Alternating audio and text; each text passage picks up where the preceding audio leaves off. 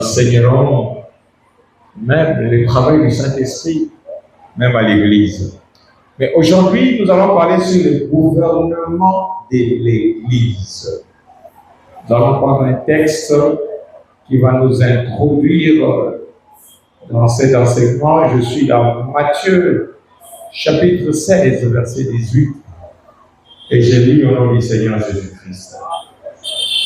Et moi, je te dis que tu es pierre, et que sur cette pierre, je bâtirai mon église, et que les portes du séjour des morts ne prévaudront point contre elle. Je te donnerai les clés du royaume des cieux. Ce que tu lieras sur la terre sera lié dans les cieux, et ce que tu délieras sur la terre sera délié dans les cieux. Parole de l'Éternel. Dieu vous bénisse. En ce moment, on acclame très fort le Seigneur. Faisons sentir notre présence et nous sommes là, nous allons voir le gouvernement de l'Église. Quand on parle du gouvernement, on parle de la charge ou de la manière de gouverner. Je ne prends que dans ce format-là. Et quand nous allons encore plus loin, nous comprenons que le gouvernement, surtout dans un État, c'est une partie d'institution qui exécute la vision de celui qui est le président de la République à travers un premier ministre établi comme chef du gouvernement. Quand on parle du verbe gouverner, gouverner veut dire diriger la conduite des choses ou des personnes. Diriger la conduite des choses ou des personnes. Une autre définition, apporter des soins à une chose pour la maintenir en bon état. Apporter des soins à une chose pour la maintenir en bon état. Et encore, pour qu'elle ne périsse pas. Voilà, donc je viens d'expliquer le mot gouvernement et le verbe gouverner. Et nous allons parler du gouvernement de l'Église. Et je vais essayer à travers Matthieu 16, de parler de l'Église que le Seigneur Jésus a parlé à Pierre. Il a dit que toi tu es pierre, et sur cette pierre, je bâtirai mon Église. Il a parlé de pierre comme nom et de pierre comme roc. Et quand on va loin, on comprendra que pierre est pris comme rocher, une partie du roc. Jésus-Christ étant le roc, dit à Pierre, toi tu es Pierre, et sur ce roc, il parlait de lui-même, je bâtirai mon église. Et quand vous regardez comment est écrit église, c'est écrit en majuscule. On n'aurait pas besoin d'un tableau, mais je vois que ceux qui écrivent, et ceux qui suivent très bien. Quand on parle de l'Église avec un grand E, on parle de l'Église corps de Christ. C'est très important ce que je suis en train de dire. J'enseigne. On parle de l'Église corps de Christ. Ou encore, c'est l'ensemble de ceux qui ont accepté le Seigneur qui sont mis à l'écart. C'est de cette église-là qu'on parle. Ce n'est pas l'église locale, ce n'est pas l'ensemble local. C'est l'ensemble des gens qui ont cru au Seigneur, qui peuvent être au Congo, aux États-Unis, au Nigeria, en Angola, partout. Ce que je dis est biblique. Et ces gens qui ont cru au Seigneur et qui marchent avec lui, le Seigneur les connaît lui-même. Il les connaît. Pourquoi? Parce que Jésus-Christ, lui-même, il est le fondement de cette Église. J'avais donné Matthieu 6, 18. Maintenant, nous allons lire 1 Corinthiens 3, verset 11, qui nous fait voir que l'Église de Christ a comme fondement Jésus-Christ lui-même. L'apôtre Paul dit, je suis au verset 11, il dit, car personne ne peut poser un autre fondement que celui qui a été posé, à savoir Jésus-Christ. Je vous ai dit dans Matthieu 16, 18, on nous présente Jésus comme le roc, c'est-à-dire le fondement de l'Église. Quand je parle de l'Église ici en priorité, je parle de l'ensemble de ceux qui ont cru au Seigneur, qui sont éparpillés à travers le monde. C'est de cette Église-là que je parle. Alors, le verset que je donne maintenant, ça nous aide d'abord à comprendre que Jésus-Christ est lui-même le fondement de cette Église. Ok? Il est la base de cette Église, comme il a dit dans Matthieu 16, 18, et Paul le confirme dans 1 Corinthiens 3, 11. Mais parlant de l'Église avec grand E, je vais donner certains versets très importants. Je vous ai dit que c'est constitué de toutes les personnes à travers le monde. Le Seigneur les connaît, qui ont cru en lui. C'est pourquoi on va ajouter certains versets par rapport à l'Église avec grand E. 2 Timothée, chapitre 2, verset 19.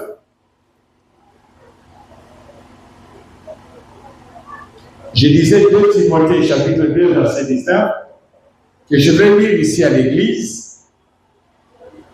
Je vais ajouter 3 versets pour nous aider à comprendre l'Église avec E majuscule. Il est écrit ceci. Néanmoins, les solides fondements de Dieu restent debout, avec ces paroles qui lui servent de sceau. Le Seigneur connaît ce qui lui appartient. Dieu connaît tout le monde qui lui appartient. C'est-à-dire, les gens qui croient au Seigneur, Dieu les connaît tous.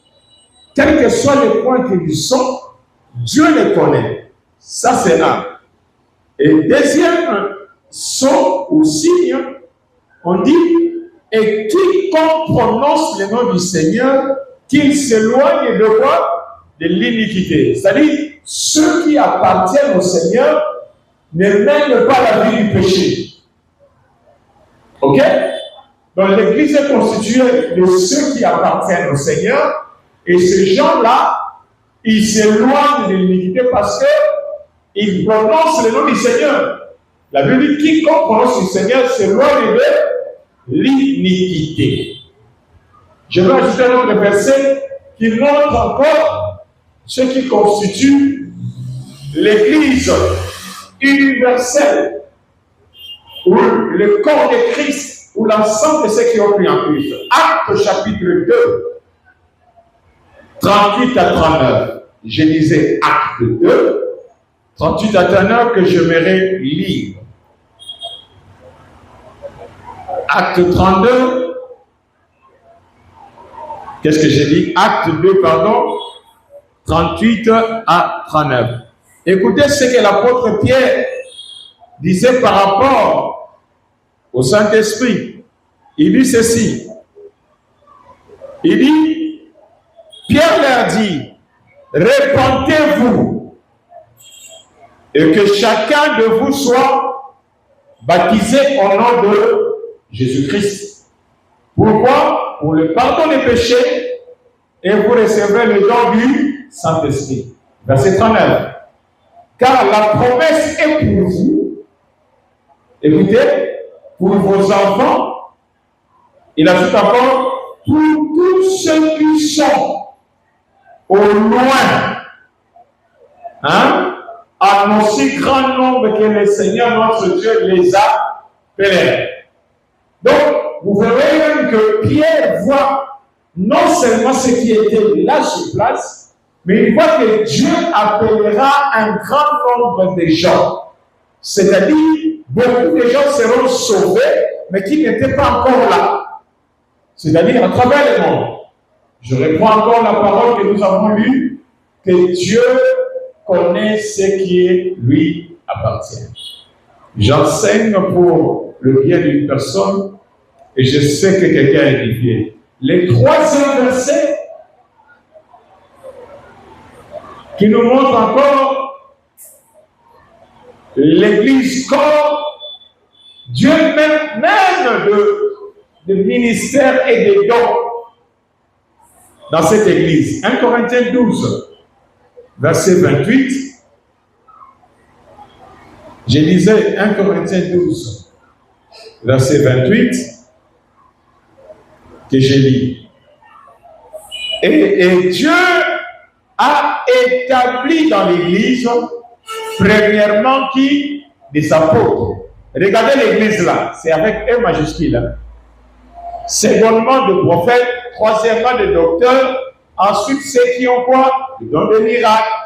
Puis, ceux qui ont le don de guérir, de secourir, de gouverner, de parler diverses langues. Donc, dans cette Église-là, Dieu a établi des ministères et des dons à travers tout le corps. Cette disposition n'est pas nécessairement pour l'Église assemblée. Il y a l'Église, d'autres églises que Paul même a établies. Ça, on appelle ça les églises locales ou bien des assemblées. Est-ce que quelqu'un comprend ce que je dis? C'est différent avec l'Église, avec grand E, qui est l'ensemble de tous les chrétiens à travers le monde. Cette Église-là ne se retrouve pas dans un bâtiment. Cette Église, c'est l'ensemble de ceux qui ont cru au Seigneur, qui ont reçu le Saint-Esprit et qui ont un ministère et qui a un don. Et surtout, qui marchent dans la vie de la sanctification. Donc, je peux me retrouver dans une église en France qui n'est pas AJCV. Si c'est une église où Jésus-Christ est le Seigneur, où Jésus est honoré, tu peux prier là-bas. Je peux me retrouver en voyage à Matadi. Je me retrouve dans le Seigneur établi. Tu peux aussi aller faire quoi? Prier là-bas. Pourquoi? Parce que nous sommes dans le corps de Christ. Et Christ est le fondement de cette église-là. Est-ce que quelqu'un me comprend? Maintenant, par là, nous comprenons qu'il y a un gouvernement céleste où Jésus-Christ est la tête du corps de l'Église. C'est Jésus qui est la tête et nous tous, nous sommes des membres du corps. C'est ce que la Bible nous dit dans le livre. Je suis dans le livre.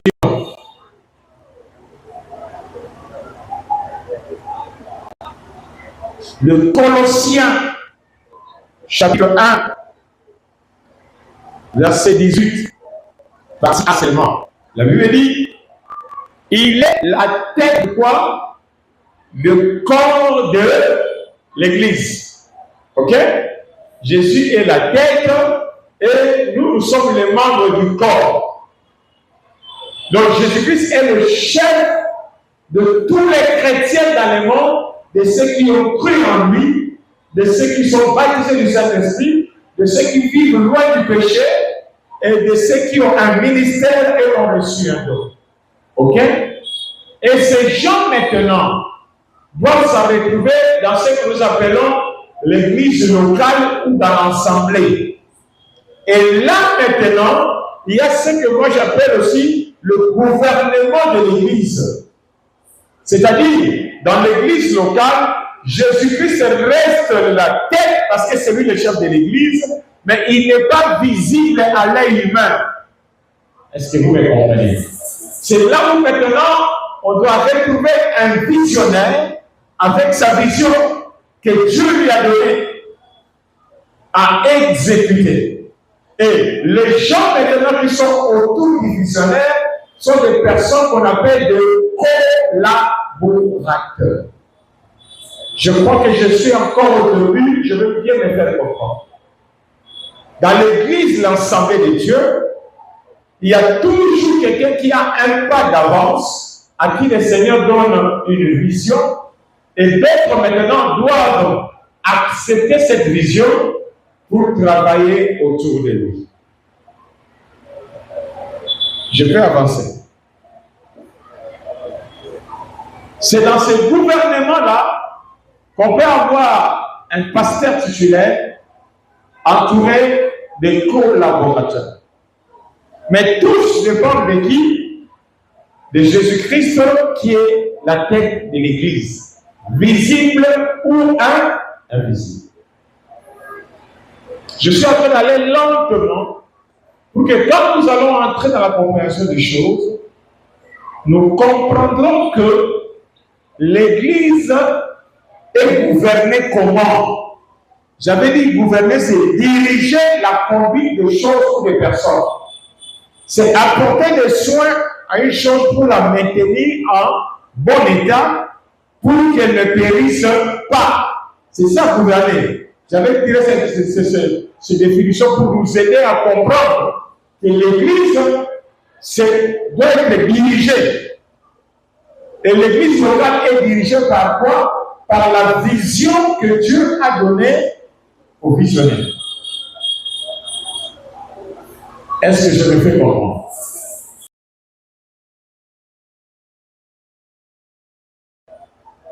De Jérusalem, je vais donner une autre forme d'église, l'église d'Antioche, qui était un peu loin. L'église d'Antioche, quand on voit encore l'église d'Antioche, on voit qu'il y avait des ministères là-bas. Je suis dans Acte 13. Je disais Acte 13.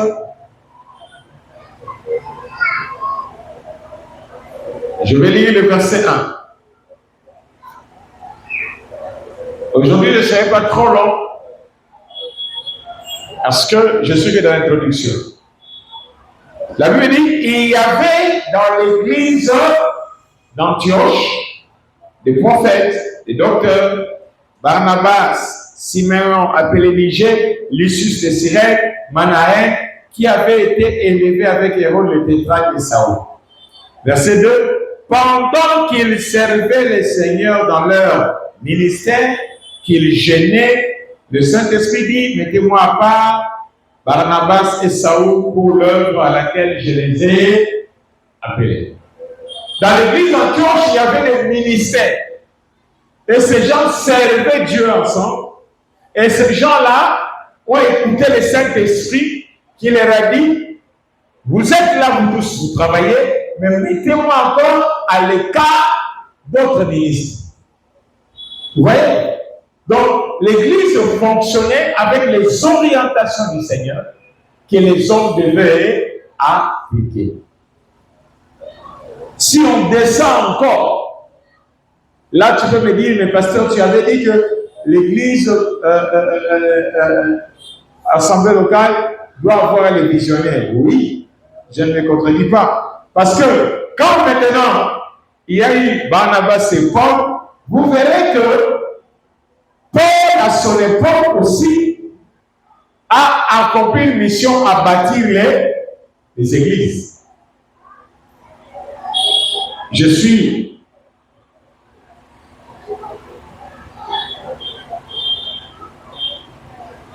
Je vais lire seulement un verset. Tite, chapitre 1er. Tite, chapitre 1er, verset 4 et le verset 5.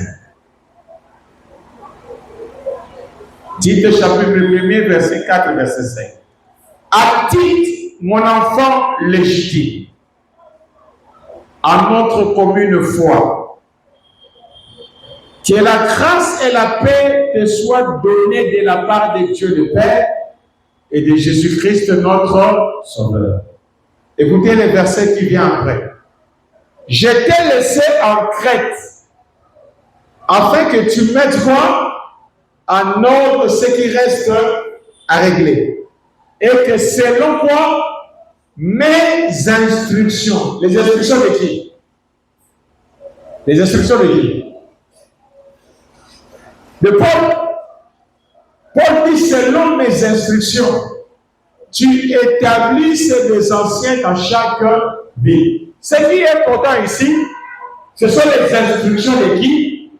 De Paul qui avait bâti une église en Crète. Je donne un exemple. Paul a la vision de Dieu. Paul a été appelé à accomplir la mission de Dieu. Nous avons vu ça dans Actes 13, 1 et 2. Et maintenant, il commence à travailler. Il bâtit les églises. Je donne un exemple. Il bâtit l'église à Baromou. Et il laisse les frères Christian. Remplaçant type par Christian. Il dit à Christian, je te laisse à Baromou pour que tu fasses les choses selon mes instructions. Paul est visionnaire, Christian est collaborateur de Paul et il doit accomplir la vision de Paul poussée à Baromou. Voilà, je crois que vous m'avez compris. C'est ce que je dis que dans l'église locale, Dieu établit quelqu'un qui a la vision, qu'on appelle visionnaire, en fait de transmettre la pensée de Dieu pour le fonctionnement de cette église ou de cette communauté. De la même manière, j'avais dit au commencement, Dieu avait plusieurs apôtres, mais c'est à Pierre qu'il a donné le devoir d'annoncer l'évangile pour amener les gens à la conversion. Est-ce que je me suis fait comprendre jusque-là? Même ceux qui me suivent en direct sont en train de comprendre. Alors, arrivé à ce point, je vais m'arrêter là aujourd'hui. Je vais m'arrêter où? Pour parler maintenant, je vous ai dit comment les choses fonctionnent. Je parle des éléments de base dans le gouvernement de l'Église. Il y en a plusieurs, hein? Mais je vais parler d'un seul qui doit produire d'autres éléments.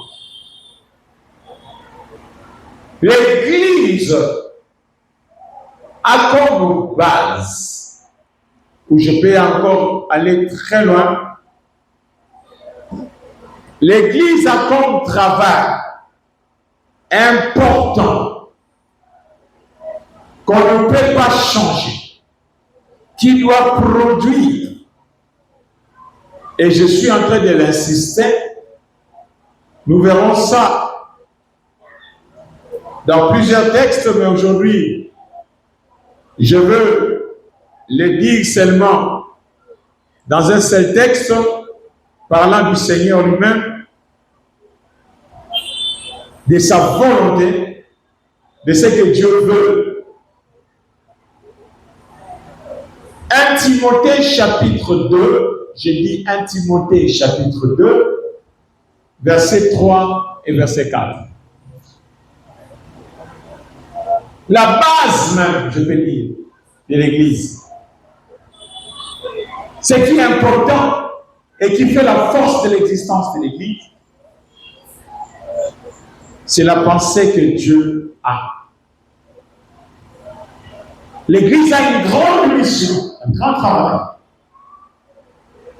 Clé, important. La Bible dit dans 1 Timothée, comme je viens de dire, 2, 3, 4, cela est bon, agréable devant Dieu notre Sauveur, verset 4, qui veut que tous les hommes soient sauvés et parviennent à la connaissance de la vérité. Dieu veut quoi? Dieu veut le salut des hommes. L'Église, c'est même ce qu'on a dit dans Matthieu 28, quand je parlais, le Seigneur lui dit, allez et faites de toutes les nations les disciples. Dieu veut que les hommes soient sauvés. Ils seront sauvés à travers quoi? À travers l'évangile, à travers la bonne nouvelle qui est prêchée. Et maintenant, quand les gens seront sauvés, il y a deux grands effets dans la vie de ces gens. C'est quoi? La parole va les toucher, les amener à la repentance et à se tourner vers qui? Dieu, que nous appelons la conversion. C'est pourquoi j'ai toujours dit que la vie chrétienne démarre toujours par la repentance. On ne peut pas avoir dans l'Église des gens qui ne sont pas sauvés. L'Église va être constituée de personnes qui sont sauvées parce que telle est la volonté de Dieu. Et ces gens qui sont sauvés doivent se repentir et se convertir. Donc ils n'ont plus la même vie que tout le monde. Ils sont des sauvés. C'est pourquoi tu verras dans l'Église, Dieu ajoutait chaque jour ceux qui étaient sauvés. Tu verras même au début de l'Église, même quand Pierre parlait, c'était pour faire quoi? Pour sauver les gens.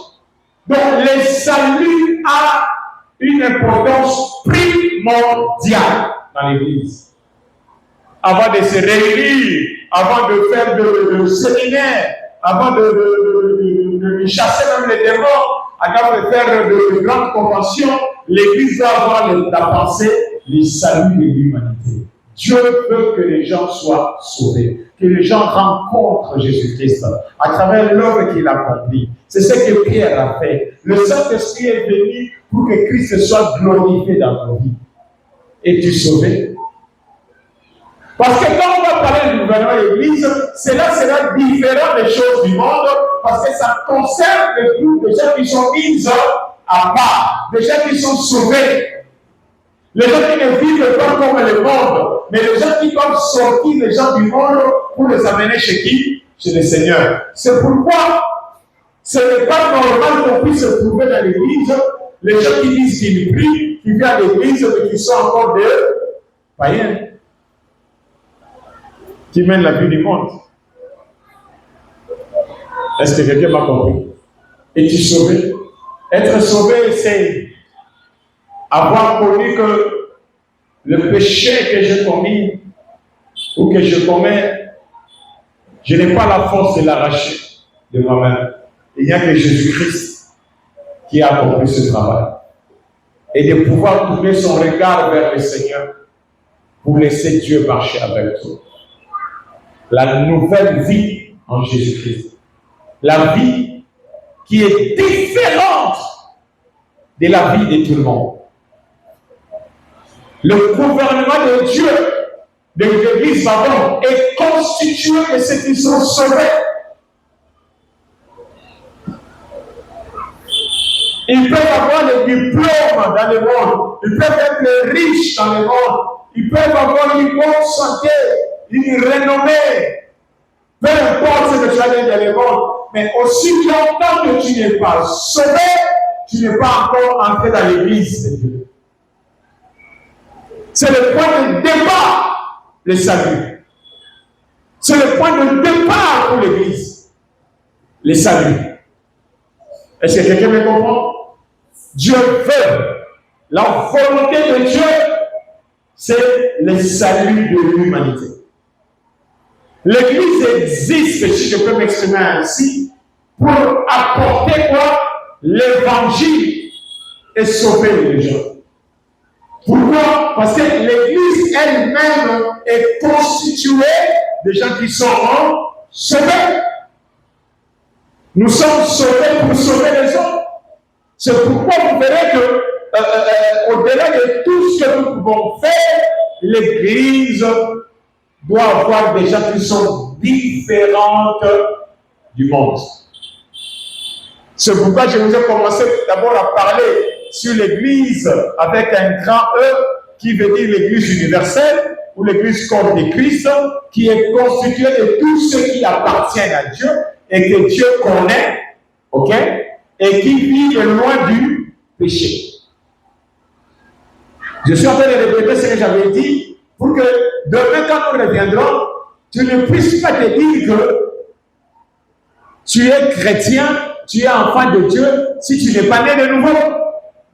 Et l'Église maintenant, comme mystique ou comme l'Église universelle, ce sont des gens qui sont éparpillés à travers le monde.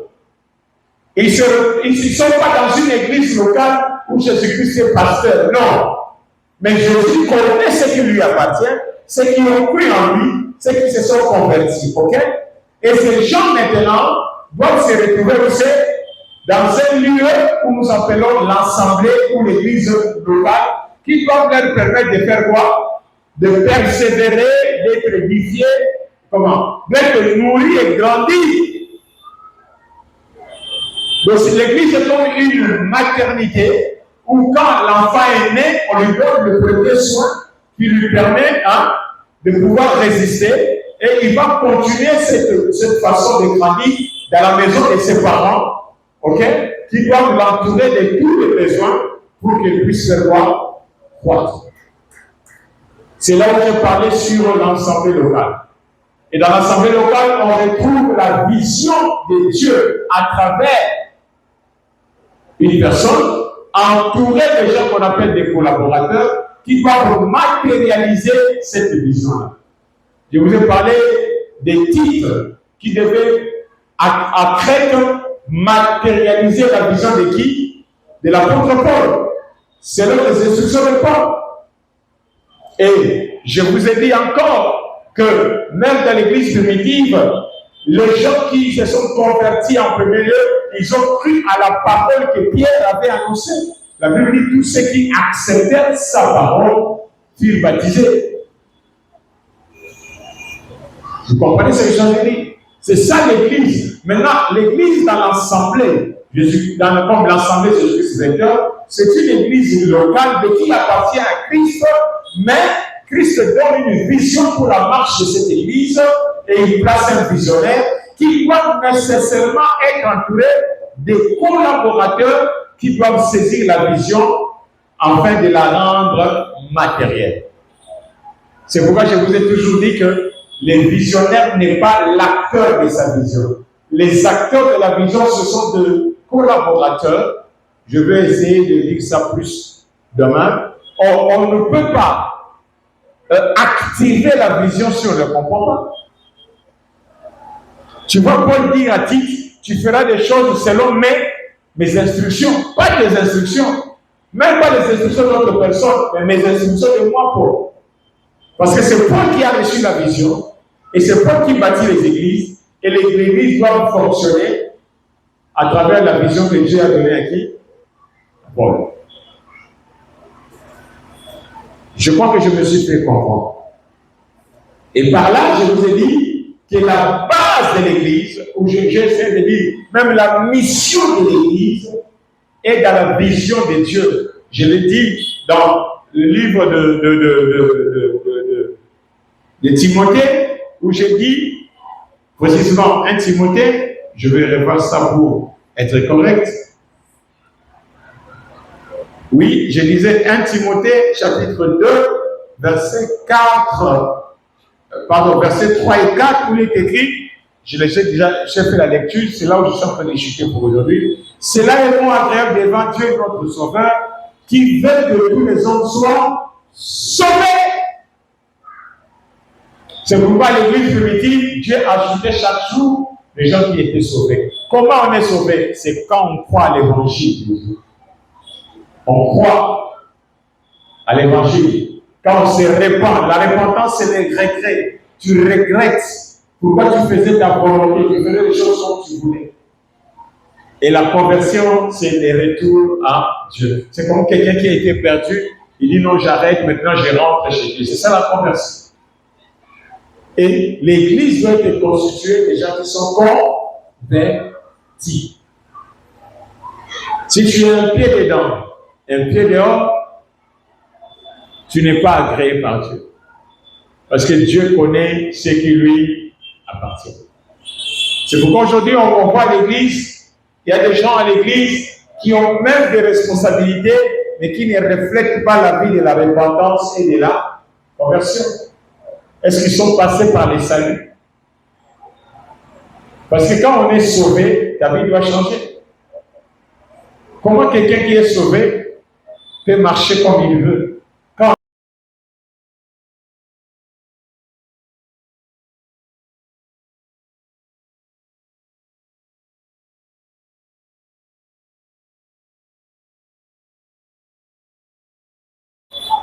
Je répète pour clôturer, le gouvernement, par définition que j'ai pris dans les dictionnaires, c'est la charge ou la manière de gouverner. Et gouverner, j'ai dit, c'est diriger la conduite de choses ou de personnes. C'est apporter des soins à une chose pour la maintenir en bon état pour qu'elle ne périsse point. Donc on doit veiller que les choses soient dans le bon état. C'est-à-dire, en d'autres termes, l'Église doit rester dans les normes établies par qui? Par les Seigneurs. C'est très important. Quand il y a un feu étranger à l'Église, quand il y a quelque chose qui se passe à l'Église contraire à la parole de Dieu, que ce soit les pasteurs et ceux qui entourent les pasteurs doivent dire halte, parce que c'est un corps étranger qui peut venir détruire ce qui a été établi. Que celui qui a les oreilles, qu'il écoute la parole du Seigneur. Que Dieu vous bénisse.